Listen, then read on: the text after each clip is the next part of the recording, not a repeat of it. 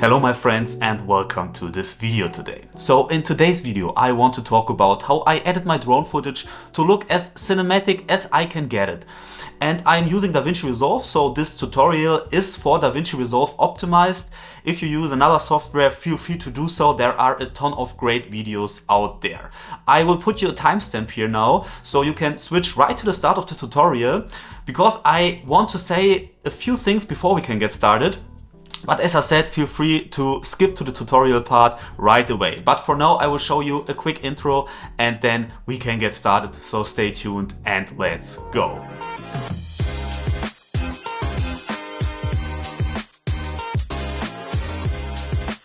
So as I said, before I start with the tutorial now, I just want to quickly mention here a few things. For example, the video and video editing industry is huge and it is a super extensive topic. So basically you have different crafts inside the video sector, like for example sound design or visual effects artists, and all of these people are masters in their own topic. And obviously I'm not a master. I'm not a master in sound design, not a professional in video editing or color grading. So there are way better people than me out there basically. And I've learned a lot from them, and I've put a few of their tutorials and their videos on this topic down below, and feel free to check their channels out. They go much more into details than I can do it, and they have much more expertise than I have. So feel free to check them out. Nonetheless, I think this video is important because I believe I can give you quite a simple overview over the topic. So if you're just starting out, I believe this video might be for you, so you can learn the basics, and after that you can basically widen your knowledge by going over to one of these guys and check out their amazing channels. So now let's get started with the tutorial. For that we will switch inside DaVinci Resolve now. I will put the camera in a different position and then I will show you my workflow when I have my DJI footage straight out of the camera. So let's go.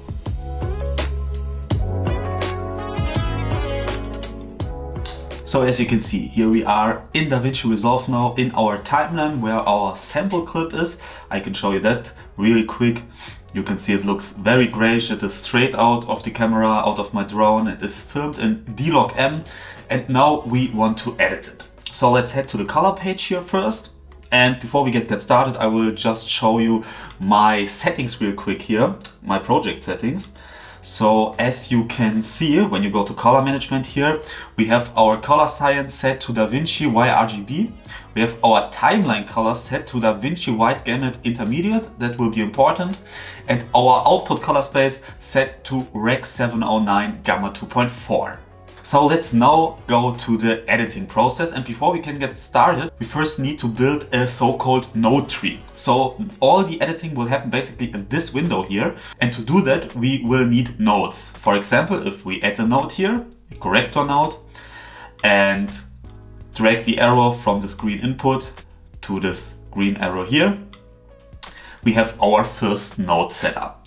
So basically here is our input, this green dot. So the footage straight from the camera goes inside here, and we will do all the editing here. And this green dot is basically our output when we have finished all our editing and are ready to export.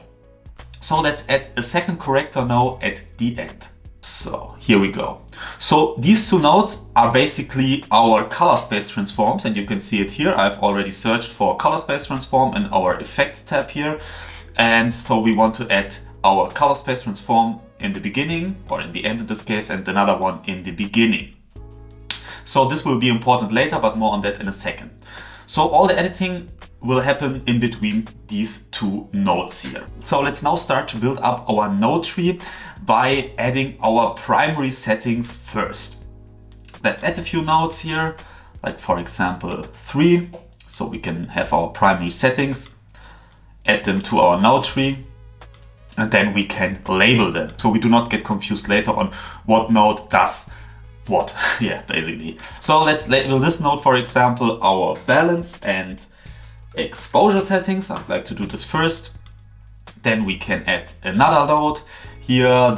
We can call this, for example, contrast, and then we have this node here. We can label this, for example, saturation.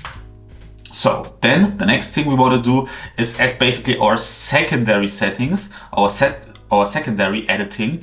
And we do this by editing a few more corrector nodes first. But instead of going with the linear design now, what we want to do is we want to add them in parallel. So we just put one node below each other, and then we can drag 3 little arrows here from our saturation tab to these 3 different nodes. And now we want to label them, so you can do what you prefer basically here. I will add here a temperature. So if you want to change the color temperature of our footage, we can do this here.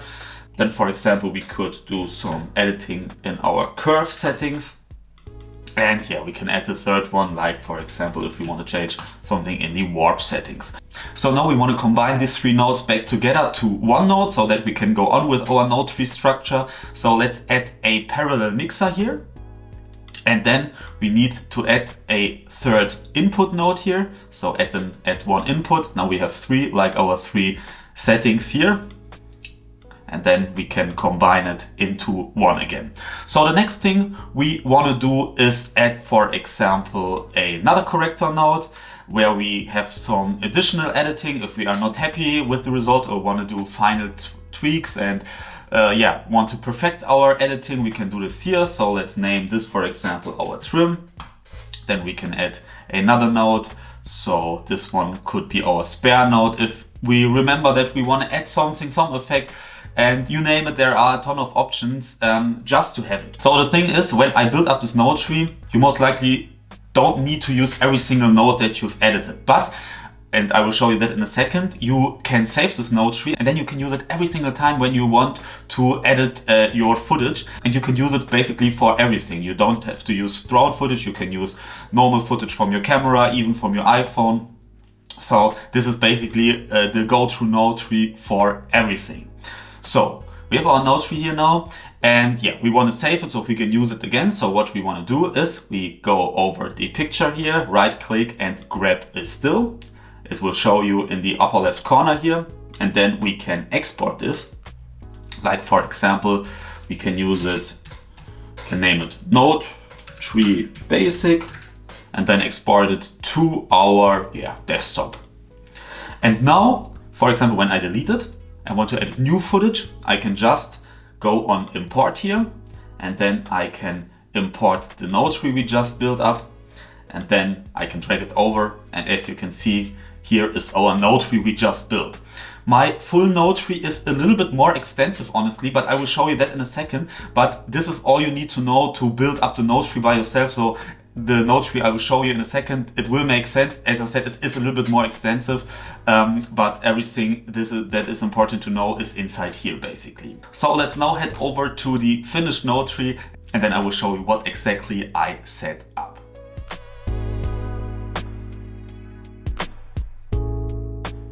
So as you can see now, I've extended the node tree a little bit.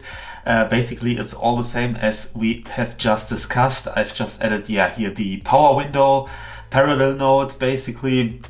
So if I, for example, want to highlight part of an image or darken a part of an image, like for example, when I want to add a vignette to a video clip, then I can do this in this power windows here. That is the one thing. The other thing is I've edited a few additional nodes. If I want to, for example, add an effect, like I want to add a glow feature or something like that, you name it. But yeah, that's basically it. The other thing that you can see is that I have this compound node here in the end, and I will talk about that in a second as well. For now, this node is deactivated, and we just focus on the main node tree here. So the first thing we do when it comes to the real editing process is that we want to edit the color space transform, which is here, to the beginning and to the end node here. So I've named the beginning node camera to DaVinci basically. So this means I can use any footage from any camera I have put it in here, and according to the settings here, it will work just fine. So this is not just for drone footage, it is also for example, footage from my Sony camera, which comes in S-Log3, and so I can just change the settings here and have everything as I need. So the output color space, I've already set this here to DaVinci Wide Gamut, and the output gamma to DaVinci Intermediate, so we can have the full potential of DaVinci Resolve basically here in the middle when we edit. In the end, we will switch it back, but more on that in a second as well. So for now, we have to set an input color space and an input gamma. And if you have, for example, the real full D-Log, you can just put the input gamma to D-Log. So you can see it here, DJI D-Log. But because we do not have the full D-Log and just the D-Log M, it is a little bit more tricky. So I've tried around a lot and I've watched a lot of tutorials, and I found out the best way to get the correct colors is to using Rec 2100 HLG Scene. Maybe there will be something better in the future, I don't know, but for now I'm using this when I add D-Log M footage. So when it comes to the input color space, if you have the full D-Log, you want to use the DJI D gamut. So here we have it, the DJI D gamut. So the thing is, I'm still using the DJI D gamut, even though this is only DJI D-Log M and not the full D-Log. So this is technically speaking incorrect. However, as I said, I think it will get you the most accurate results anyway. Another thing that you could do is use a LUT. For example, on the DJI website, you find LUTs that convert your DJI D-Log M footage straight to Rec 709, so basically your output color space. But I wouldn't recommend that if you want to have the full control over your footage and do all the editing we do in between here now. Because now we come to the next step, and this is basically your output color. So you have your input color space here. So because we come from DaVinci Wide Gamut and DaVinci Intermediate as a gamma, we will set this in here right now. And the output color space, which is basically the color space that we export in, which is really important, we will set to Rec 709 and the output gamma to 2.4, so Rec 709 gamma 2.4, and this is basically the standard setting for every broadcast media anywhere. For example, if you want to export to YouTube, you want to use this, and basically everything on the internet. So this is generally speaking a good idea to put it to Rec 709 gamma 2.4. There might be different settings for different applications, but I don't want to go into too much details here. So as you can see, the look of the picture changed a lot, honestly. We have now I will make it a little bit bigger now. So we have basically now accurate colors, or nearly accurate colors. As said, the D gamut here in the beginning isn't necessarily 100% correct, but nonetheless I think the colors are pretty accurate right now. So we have basically transformed from the D-Log M, which looks very grayish and very flat, to a more realistic and more vibrant picture now. And everything else when it comes to the color grading we will do in the middle here right now. So first of all, we have set up our balance and exposure page. So the standard setting are the color wheels here, but I will go to the HDR because I think it gives you more control and better results. So the first thing I want to do is change the exposure a little bit. So you have basically all the colors right here in these scopes. And as you can see, you have the maximum and the minimum. Everything down here is very dark, everything up here is very bright. So we have, for example, here the different wheels, and we can start to play around a little bit on how and what looks good and what doesn't look so good. So this is basically really according to your personal needs and your personal preferences on what you like as a look. So this is something that I will do right now. So as you can see, I've edited a little bit of warmth, a little bit, more warmth in the bright areas of the image where the light is, and a little bit more bluish and cold colors in the darker parts of the image, which looks decent, I believe. So let's go to the next tab now, which is the contrast tab. So the contrast is, as the name suggests, the contrast of your picture from dark to bright. So you can do this in many different ways. I will just use the contrast slider down below, but you can do it in different ways as well. So basically I want to add a little bit of contrast here like this. So this looks decent to me. As I said, this is just a quick edit. So you can see what you can do. You can spend really a lot of time on doing that and refining every little piece of your picture, which is beautiful, but not for a tutorial. So yeah, I will show you a quick process here. So let's get to the saturation tab now, and as the name suggests, you can change the saturation here. So there are, again, a lot of different ways. For example, you can do it with this sliders, you can do it globally when you go down here. So for now, we will just add a little bit of saturation, not too much. Sometimes it's even better to remove a little bit of saturation. It always depends a little bit. So yeah, you can do you. Now when it comes to the temperature, I don't want to change anything. HDR and Warper settings I don't need as well. In the curves, we could change a little bit. For example, I will just show you an example here. If you go to the curve slider and if you go to hue versus saturation, which is this one here, you can, for example, take the blue colors in the sky. I will just activate them here. And yeah, you could remove a little bit of the bluish colors from the sky.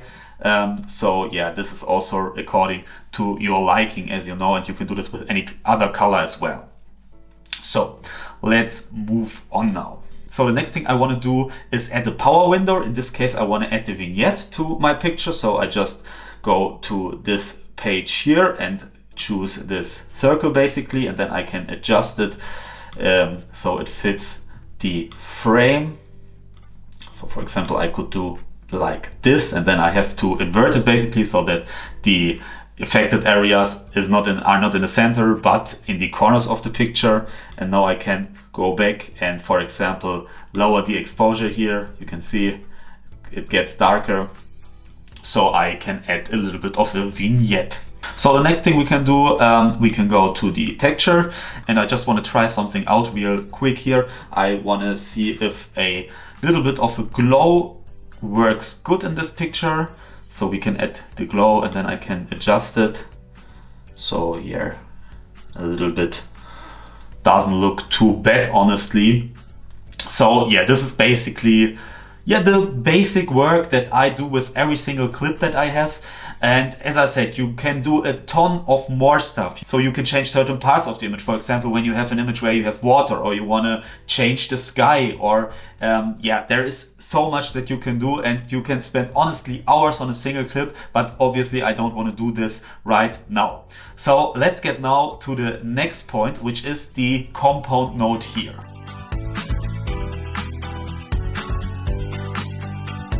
So here we come to the next and last part of this video, and this has to do with the compound node that we have here in the end. So as I said, this is deactivated now, and I use this compound node to add a film look, to add the so-called LUT, film emulation LUT, to my video editing. I don't use this all of the time, but sometimes it can look pretty good. So basically it will emulate analog and film look over your digital picture, or in this case digital video, obviously. So I will show you how to do this now. So in this compound node, there are two separate nodes inside them. There is, I can open that up really quick here. So we go to show compound node. So as you can see, there are two different nodes inside here. When you want to create a compound node like this, you add these two corrector nodes in this case. Then after it, you go over that, right click, and then you can create a compound node. In this case, it is already a compound node, so I can just exit it here. So the first thing that we want to add here in the first corrector is another color space transform. And this time, this color space transform, as you can see, goes from Rec 709 Gamma 2.4 to Rec 709 Cineon film lock. And we need this because we need the Cineon film lock as an output gamma for the LUT to work correctly. And in the next node, we add our LUT. So when we go to the LUTs in the upper left corner here, we can go down to film looks, and here we can choose our different LUTs that we have, our film emulations. So there are a few different options that you have. In my case, I went with Kodak 2383D60. But yeah, you can do you. I think this is more or less the standard LUT that a lot of people use if you want to have this classic film look on your image. So we just take this and drag it on there. Another benefit from this compound node now, and this is the reason why we basically had to make it a compound node in the first place, so we can work with the Rec 709 Gamma 2.4 and still add the Lut in the end, is that we now can change the intensity. So if we go here to the key page, let me close this up real quick. Then we have the key output, and basically this decides how much of this emulation you have on your picture. And we activate this compound node now, so you can see the difference. So as you can see, we have a little bit more highlights, stuff like that. And when I change the gain, you can see it also changes the look. So I don't want 100%, that would be 100%, that is way too much for me. So I drag this down a little bit here to maybe 50%, 40%, something like that. So 0.4, as you can see. And now we have our film emulation. As I said, it not always looks great, but it can give a pretty cool effect. So this is basically the whole process of my color grading. And we can now do a little bit more tweaks here to optimize the picture and get the most of it. And normally I tend to activate the compound node right in the beginning when I want to edit, because it makes the rest of the edit a little bit simpler, and I don't have to change so much later on. Let's just do a little bit more now to refine the image.